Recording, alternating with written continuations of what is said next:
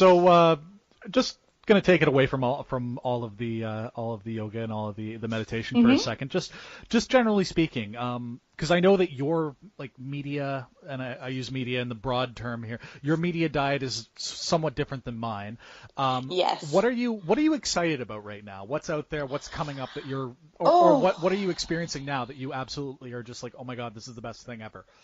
Well, okay, I've been experiencing it for a while, but it's an ongoing. I am big into I went through, when I first moved to Halifax, I went through a really deep depression when I wasn't, doing anything, and it was sort of ruining my life, but that's okay, because that's when this is terrible, that's when I found the Korean entertainment. And there's something in Korean television that is very different than most North American television, and it's called a variety show. And it's not what we would think of as a variety show. It's like half talk show, half roast, and half game show. So I guess a third, not a half. But they usually have like set cast members, and they start and they all roast each other, and then they'll have guests on. So then there's the talk show portion, and then they'll all like compete in games or activities, and it's very ridiculous. And my favorite one is called Running Man, and it almost got canceled last year, but it made it back, and that's been doing really well lately. But the other thing I'm really excited about, and this sort of shows what a child I am on the inside, is there's a new Rick Riordan book coming out this year that I'm really pumped about. He's one of my favorite authors, despite the fact that his target audience is like 11-year-old boys. That doesn't matter to me. I still love it. So there's a new one of that. So that's sort of what I'm excited about. I tend to not, unlike my husband Matthew, as we've mentioned, he's really into news and modern events and things, but I find that really sort of stresses me out. But he likes to keep me apprised of important things happening. And, with the orange Cheeto down south, everything's sort of stressful. So I tend to just avoid that, as it were. So that's about it. That's what I'm up to. I'm not a very exciting person. I just read a lot and do yoga and yeah. I wanted to first of all, I came to when I sent you the pitch for coming on the show, I gave you 3 reasons. Like, first of all, you're an awesome friend, and I wanted to have you on the show. Second of all, I genuinely needed to get some female guests on the show, and I'm very happy to have you on. Third, that I think that you have a lot of interesting things to say. I think that you're a really interesting person. And fourth, as we already mentioned, I thought it was hilarious to get you on the show before I got Matthew. Before Matthew, yes. Like, that just genuinely tickled me. He's a lot more interesting, I think, in the sense of like your target audience for this show. My target audience is anybody that'll listen. Anybody that'll listen. Well, I listen. I think it's great. That could be because we're good friends. But my teacher, my instructor at school actually occasionally listens to the show, and she's like, "Can I give you a piece of advice?" I said, "Sure." She said, "Maybe make the description of your show more descriptive of what the show is." I was just like, "Yeah, more concrete." That's probably fair. And then I was just like, "What is the show actually about?" Like, it's the Seinfeld of podcasts. Like, it's really about nothing, but about everything at the same time. So one last question before we get out of here. Yes. I'll let you do some plugs here. For whatever you want to plug, I don't know. What if you had to name one thing that you absolutely had to do before you died, like item number 1 on your bucket list? Oh, this is a tough one.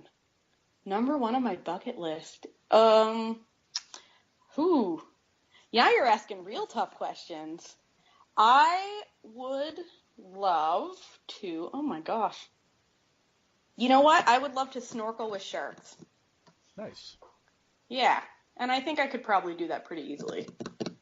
I feel like I could. I'm not like a skydiver or anything, but the ocean both fascinates and terrifies me. Like, the ocean is full of all God's mistakes.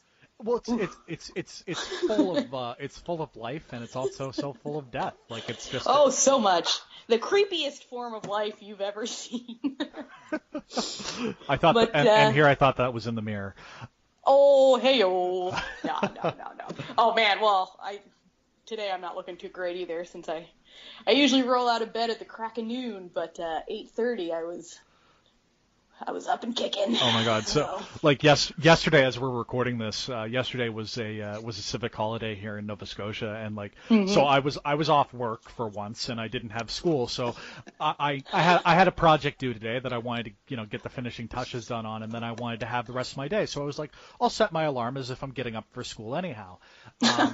And like I ended up oversleeping the alarm entirely. Like I think I hit snooze for an hour just to be like, I don't have to get up at 6 a.m. I can get up at 7 and still accomplish everything that I want to accomplish, like in the time that I want to accomplish it. Look at these little lies that we tell ourselves. Well, yeah, right? really though. But like if I sleep another hour, it'll be fine. But I overslept.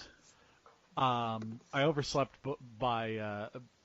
I slept through that hour and I overslept the alarm entirely. I wake up and I'm just like, oh God, the alarm should have been going off. What's going on? Like I must have overslept it. This is terrible. It's probably like noon. Like I wanted to be done everything by noon so that I could get like some like personal stuff done. I wanted to record a bit of the bit before this show and all that sort of stuff. Yeah, it was like 8:30. Like you're like, oh wait, I still got tons of time. Never mind. Yeah. So that never really happens to me. I get up late, but I stay up late. So usually I'm hitting bed at like 3 in the morning, getting up at 11:30 and starting work at 1. But I work the same amount of time as everyone else. I just do it at a different time. Yeah, that's like, I mean, like you know the type of hours that I work and what type of craziness that I've been into. It's just like I now have class at 8 a.m. So it's just like, yeah, that's a nightmare. That is a nightmare for me. Like I keep getting told that once you just adjust to it, it's fine. But I was one of those people who was very crafty with my scheduling in college. So I would only get afternoon and evening classes, or I would schedule all my classes for like 2 days a week. So I would have the rest of the week off. And that was pretty terrible. It's funny that like, that college and university is supposed to set you up for the real world, but it's just like, you can have like every Wednesday off and like not have to get out of bed ever. Like it's like you could take all online classes and never leave your house. Like it's perfect. Not that I did that. I did actually go in for those many, many years I spent in college avoiding real life. But you know how it is. It is. Real life catches up to you eventually. It's overrated.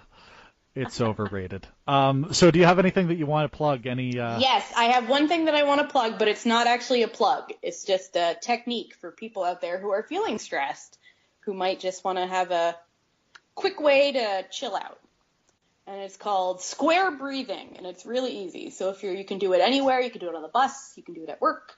You can do it at home. You can do it when you're in the shower.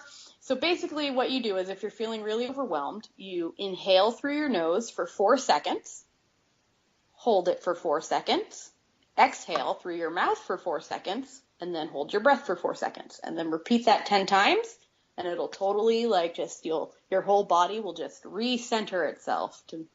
This is weird. So just 4, 4, 4, 4, square breathing.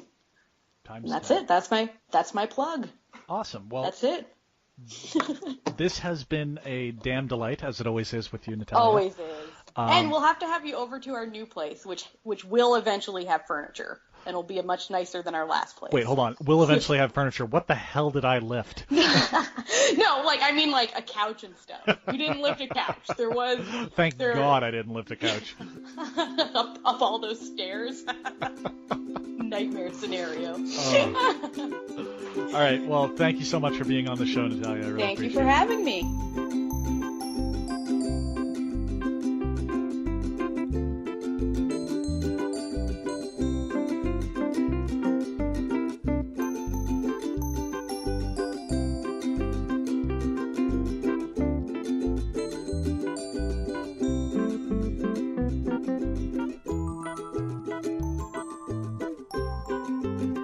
Well, thank you so much, Natalia, once again for being on the show. I really appreciate it, friend. Really great chat. It's funny that actually ended up going longer than I even had intended. normally, like, when I ask folks to be on the show, I sort of say, like, we'll block off 20 minutes, half an hour. We'll just see how it goes. And then sometimes it just goes right to that 25-minute-ish mark. And then sometimes it goes longer. Looking at you there, Luke. And you know what? Sometimes it's just like the perfect length to end off the show, to cap off the show. And we are getting towards the end here. Just wanted to say towards the end of this show here that I gotta really give a good shout out to those students in Florida. Holy crap! Like, there's a certain thing that we seem to do in sort of in our political lives when one of these awful gun violence, death things happen. I worked, and then I went to school and then worked today. I'm a little bit brain dead. When a mass shooting like this happens, there seems to be this preset narrative where the left will cry out for more gun control. The right will kind of stay quiet. Then the left will cry out more and more for more gun control. The right will sort of say, "Oh, this is not the time." And then we never ever talk about it. Man, those students in Parkland, Florida, are really bucking that trend, and I'm absolutely thrilled to see it happening. The one young woman with the speech with the refrain, "We call BS," which has been all over the place. I'm sure that you've seen it. I posted it to the Facebook page, the video of her speech. Emma Gonzalez, man, like, I can't wait to see her hopefully run for something soon. I think she's 17, so she's like got another year before she can run for something, I think. And God, I hope she does, because we need more people like her making decisions on important matters. I'm just absolutely flabbergasted by how poised she is at such a young age. When I was that young, like, geez, like, I mean, I'm talking like I'm an old man. I'm only like 11 years older than her, but when I was her age, like, I could talk, but like to hold it together in front of a crowd that big, in front of a international audience that big, and then to do it like just like basically hours after one of the most traumatic things that has ever happened to you in your entire life, that is amazing to me. I already asked my girlfriend if and when she's running for something, we can move to Florida to vote for her. 'Cause, like, oh my God, just absolutely phenomenal. So that's just about going to do it for the show. But before the music floats in here, I want to very specifically call out, make sure that you listen next week, because at the top of the show, I'm going to have a very special announcement for you to take a listen to. Very top of the show. We're not gonna fool around. We're not gonna fiddle fuck around. We're just gonna go right into big announcement first thing next week. Tune in and look forward to seeing you then. But for the meantime, this show is produced by me with music from Mon Plaisir. You can check them out at loyaltyfreakmusic.com. You can follow the show at facebook.com/The John Dulong Show. And you can email into the show at johndulongshow@gmail.com. And follow me on social media at Jibberdy, JIBERDY. Make sure you subscribe to the show on iTunes and Google Play. Or Google Play, I guess. And if you could, just make sure that you rate and review, as that helps get more folks listening to the show. Another great way that you can help get people listening to the show is the old word-of-mouth trick. Tell them about the show. Subscribe them to the show against their will. Maybe don't do that. But most importantly, make sure that you yourself tune in every single Monday for your weekly dose of the Monday morning nonsense. Like I said, guys, next week, first thing, big announcement. I'm looking forward to it. I'm a little bit scared. It's the biggest announcement on the show. I think it's the only announcement that I've really done on the show yet. I haven't really announced anything at all. That ends next week. So anyhow, for the John Dulong Show, I'm John Dulong. And remember, try not to ask too many rhetorical questions. I mean, really, what's the point? Thanks. That goddamn outro was a nightmare to record for some reason. Just every single step of the way, there was some